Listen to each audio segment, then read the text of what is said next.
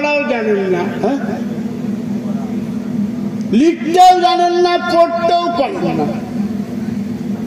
তার মানে কি মূর্খ? মূর্খ কি রে? পৃথিবীতে সর্বশ্রেষ্ঠ জ্ঞানী আমি বলেছি প্রথমে, বিশ্বজ্ঞানী মহাজ্ঞানী বলেছি না, বলিনি? আপনারা শোনেননি? মহাজ্ঞানী বিশ্বজ্ঞানী কে? মুহাম্মদ সাল্লাল্লাহু আলাইহি ওয়াসাল্লাম। কিন্তু তিনি নিরক্ষর, লেখাপড়া শেখেননি। কেন? আল্লাহ নিজেই বলছেন এই ঈদের দিন অধিকাংশ ইমাম সাহেবরা এই সূরাটা পড়ে শুনিয়েছেন।